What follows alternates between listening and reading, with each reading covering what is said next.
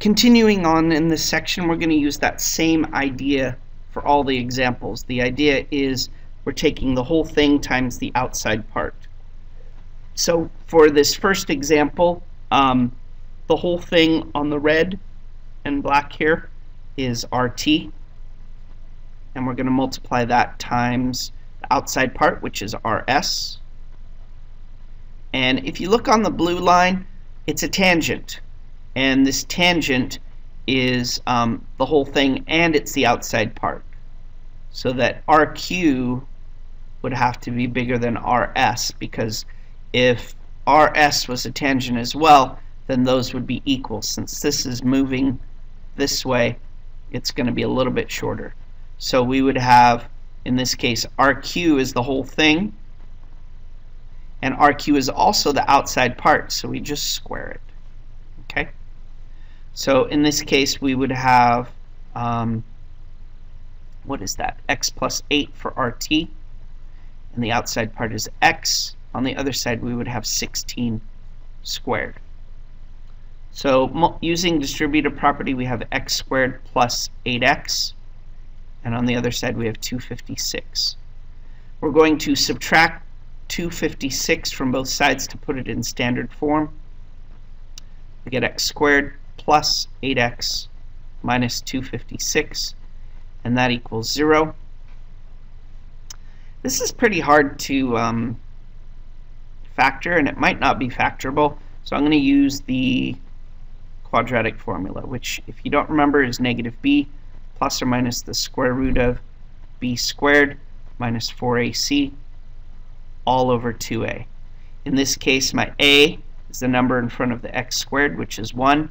My b is the number in front of the x term, which is 8. And my c is my constant. That's negative 256. So we plug all this in. We get negative 8 plus or minus the square root of 8 squared minus 4 times 1 times a negative 256, and we divide that by 2 times 1. So we see we've plugged in the a where it needed to be plugged in, we plugged in the b where it needed to be plugged in, and the c right there. If we then calculate this, we would get negative 8 plus or minus the square root of 64 plus 256 times 4 gives me 1024. We divide that by 2. Then we get negative 8 plus or minus the square root of 1088 over 2. And after some humming and hawing, we would find out that this is divisible by 64. It ends up being 64 times 17. That's over 2. This gives us a negative 8 plus or minus 8 rad 17 over 2. And we need to simplify this a little bit more. We can only simplify it if both of these are divisible by the number on the bottom. And since they are, I'm going to factor a 2 out of this whole thing. If I factor a 2 out, I get 2 times negative 4 plus or minus 4 rad 17, and that's all over 2. I only factored out a 2. I could have factored out an 8, but I only needed to cancel out this 2. So my answer ends up being negative 4 plus or minus 4 rad 17, which really, if we go up to the top, our two answers are negative 4 plus 4 rad 17 and negative 4 minus 4 rad 17. But because this will be a negative number,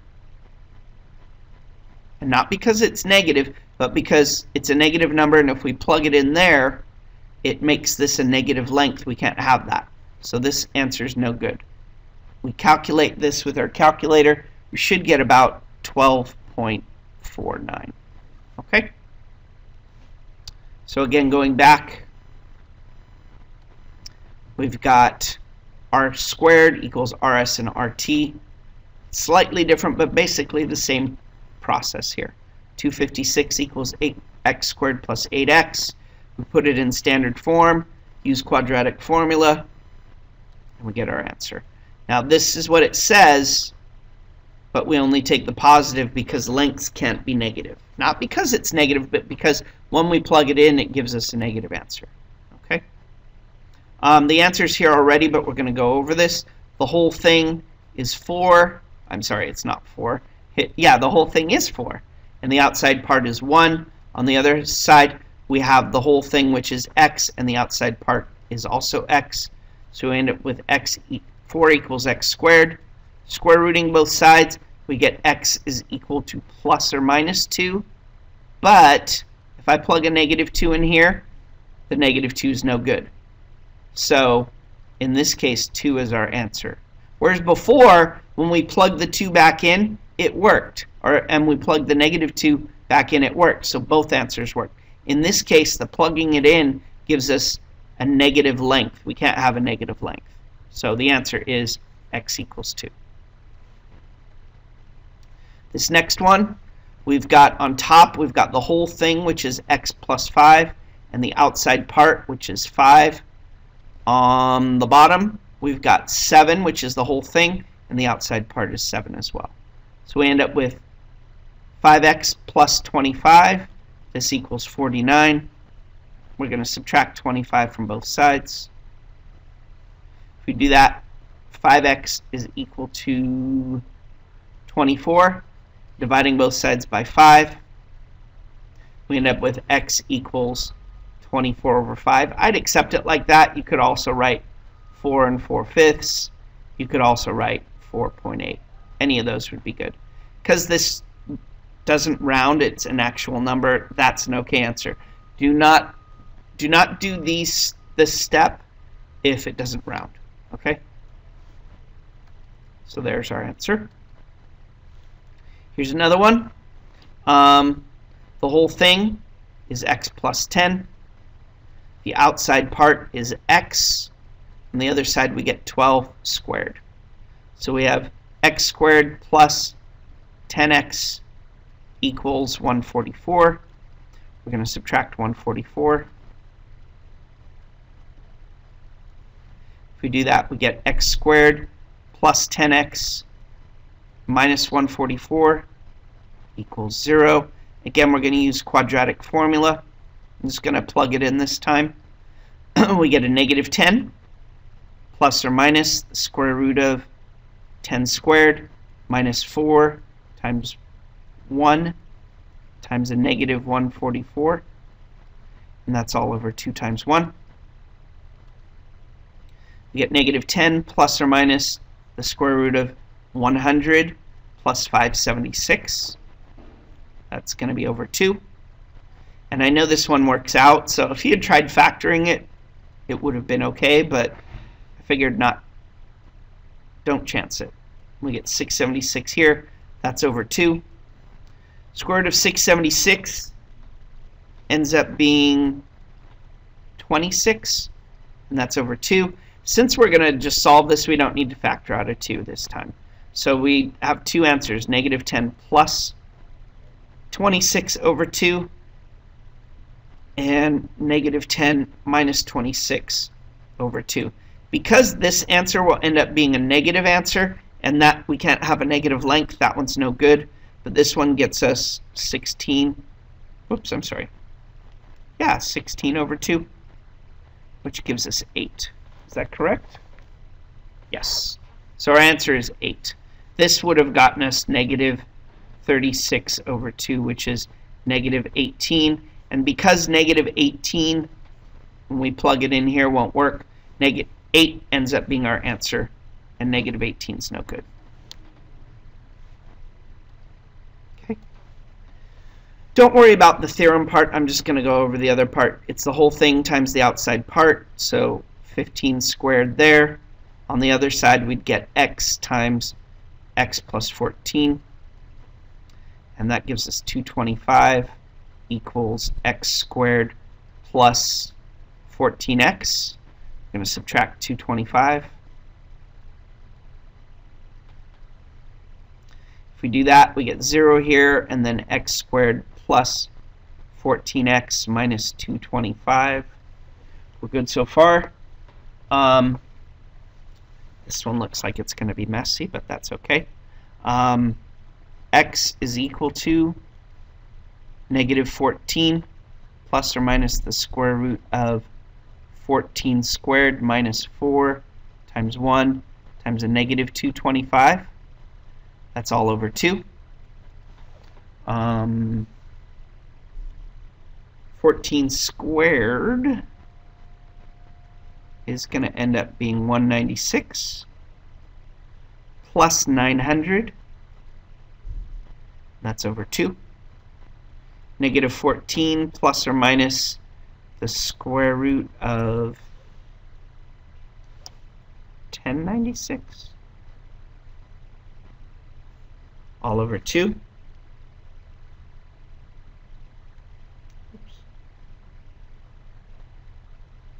And 1096 is actually divisible by 4, so that's negative 14 plus or minus the square root of 4 times 274, and I think that's the best we can do.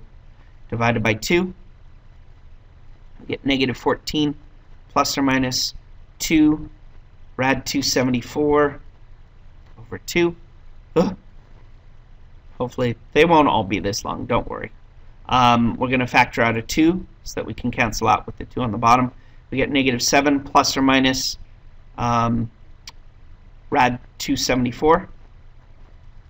That's over 2. Those cancel. My answer, negative 7 plus rad 274. Let me try this real quick. If we had a number answer for this, we'd end up with approximately 9.6. Okay?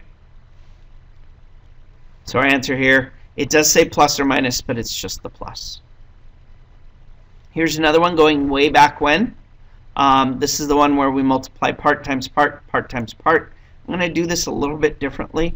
9 times 16 and 18 times x. What I'm going to do is just go ahead and divide by 18 here. Sometimes this is a little bit easier.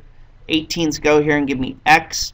If you notice, 9 and 18 go in evenly, giving me 1 here and 2 here. And then 2 and 16 go in evenly, giving me 1 here and 8 here.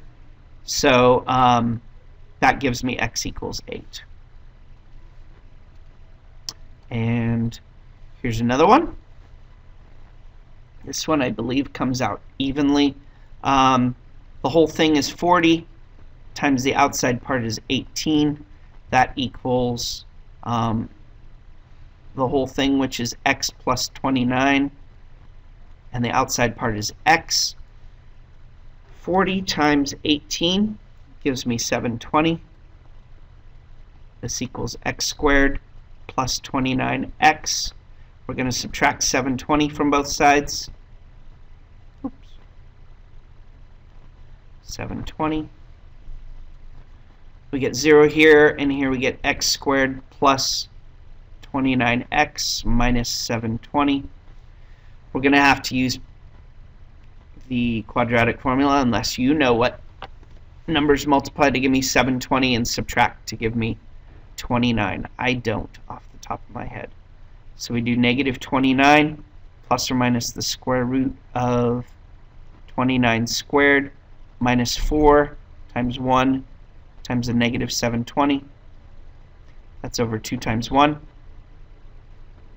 This gives me negative 29 plus or minus the square root of 29 squared, which is 841, plus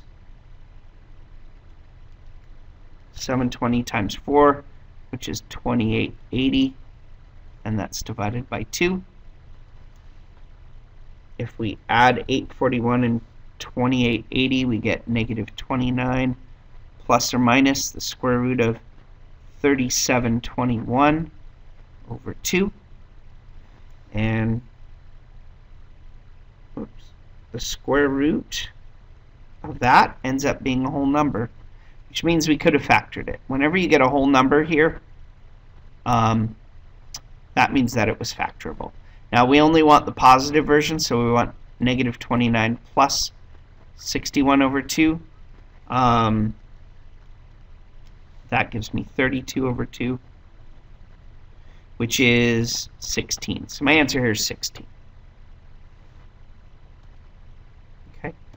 And for this last one, I'm going to draw the picture of what it's showing, just that we understand. And I kind of talked about this briefly at the very beginning.